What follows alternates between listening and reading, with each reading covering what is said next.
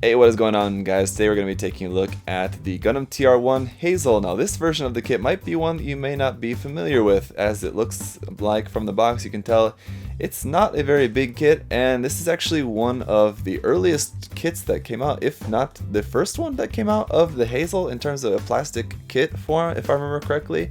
It's a pretty old one. This one's going back to 2004. This was a magazine pack-in with a Hobby Japan, or a Hobby magazine? Dengeki Hobby magazine, sorry, that's what it was.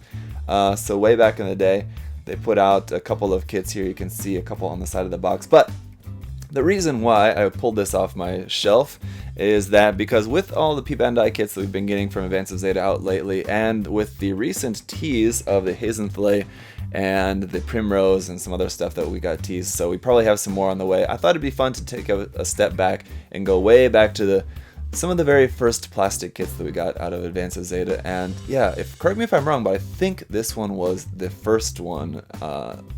But yeah, let me know. Anyway, so we'll take a look at this. This one is 1/144 scale, but as you can tell by just this being a magazine pack-in kit, it's not going to be very complicated. Basically, every single section of the kit is just two halves sandwiched together, and it doesn't have any articulation at all. It's just very, very simple. So we'll take a look at that, but I just want to take a look around the box to show everything that you can see around on here, because there's a lot of interesting things to see on the outside of the box as well. So first, just starting off with the mobile suits behind there, you can see an illustration for them. I believe that's the Gym Sniper 3, and this one also the Gym something. It also looks like the Gym Sniper 3, but it looks like a little bit different. I can't remember exactly which one that is. But you can see some different stuff here. The Dengeki Hobby logo up there, Advance of Zeta flag of Titans, 1/44 scale. It says in very, very small print up there.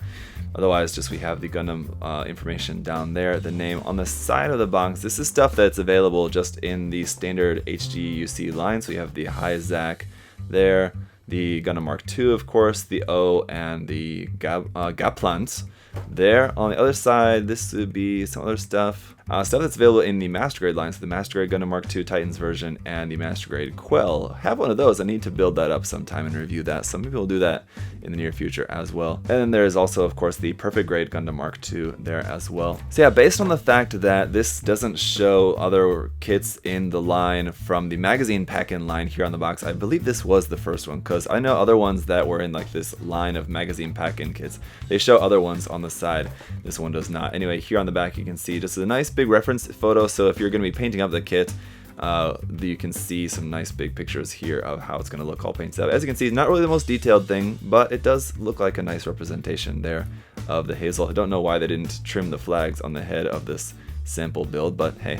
That's pretty much it, just some basic stuff there. So let's get it opened up. So that is it, one simple bag there. A couple of polycaps actually, so we'll have a little bit of movement, but don't really count on it doing too much. Actually, two runners in here. And yeah, the polycaps here, just PC7. I seem to have lost one of my polycaps, but it's okay. I have a ton of spares of this particular polycap. Not a big deal.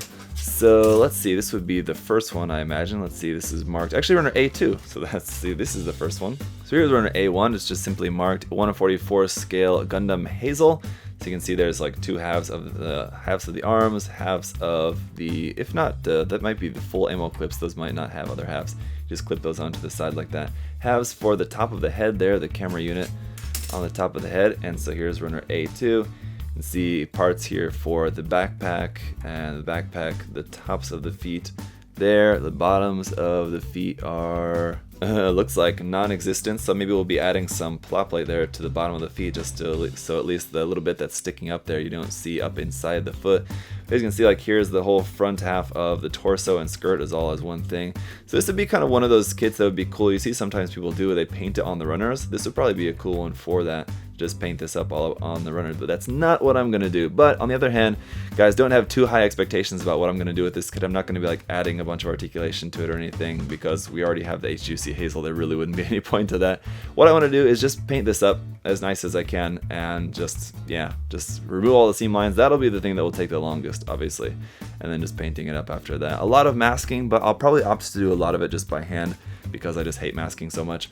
But yeah, you can see like halves of the arms, halves of the shoulders, so everything's in half, and so you'll have a lot of seam line removal involved with this kit. But that is pretty much it for this portion of this video. What I want to do now is just get this kind of built up as just it is, basically, just so you guys can see how that's going to look, because this is going to be just kind of simple work in progress series on this. So this is going to be the first episode, not as exactly a review of this, but the first part of this work in progress series will essentially be just a review of this thing just as it is, just straight out of the box.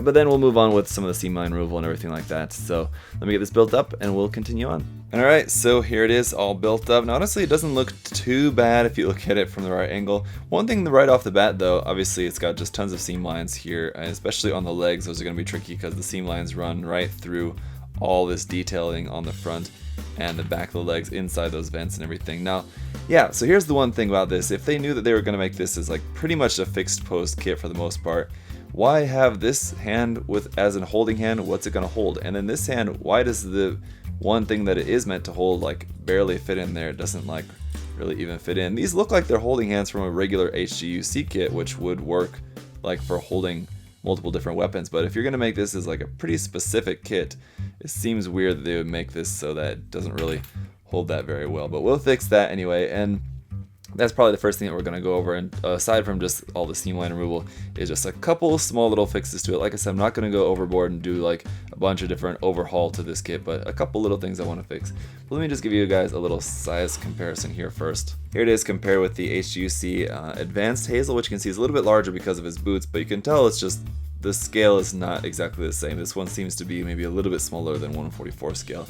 And then also just here is the 1:220 scale Hazel 2 here, which obviously is much smaller, but this one actually has more articulation in that like the knees and elbows also bend on this one, where this one does not. But pretty interesting. This one obviously also a magazine packing kit that I reviewed a while back if you want to check that review out. But let's talk about the articulation of this, because it does have a little bit. The head is on a ball joint and will kind of move around for a little bit of range of posing for that. The arms are just completely solid except for they're plugged into the shoulder via a ball joint, so you can pretty much bend it out to about there, and you can of course rotate that. But again, without anything to hold, it just kind of seems pointless. It might as well just be a fixed pose kit.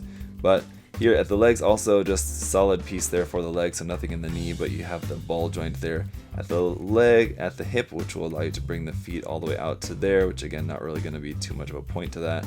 Then you can bring that forward to about there, back to there. And then the feet are also on a ball joint, so at least you have the option to change the adjustment, adjust the angle of the ankle a little bit there to give you a little bit wider stance. But again, nothing underneath the feet, so standing on the ground you probably will see up underneath there, so just a little piece of plot plate to cover that up should be well enough. But that is pretty much it for the articulation. The backpack, nothing moves on here. Now also my plan for painting the kit, now like I said, I want to do most of the detail painting probably just by hand, just because I'm lazy to do masking.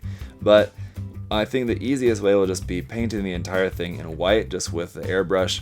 So that, I mean, white is, number one, it's the hardest paint I think to hand paint, and the other reason is that the majority of the kit is white, so that will be pretty much all done. And then we'll just have to paint the other small little color apps everywhere just by hand. So from here, oh, the other thing I want to talk about, this beam rifle. It is incredibly thin. Look at how thin that thing is. It's super thin. It looks ridiculous, but hey, we're gonna stick with it because that's what comes with the kit. I don't know why they molded it so thin, but by molding it so thin, they didn't have to put a bunch of hollow spaces in it, which Bandai does, unfortunately, for sometimes for some of their weapons. So that's the plus side, I guess. And so as long as you don't look at it from straight on, it doesn't look that bad, I guess.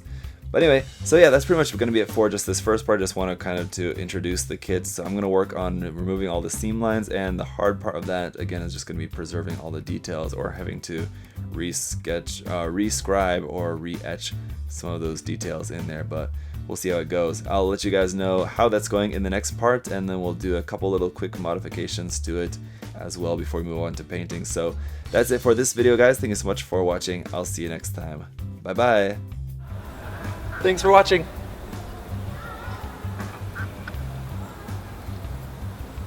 See you next time.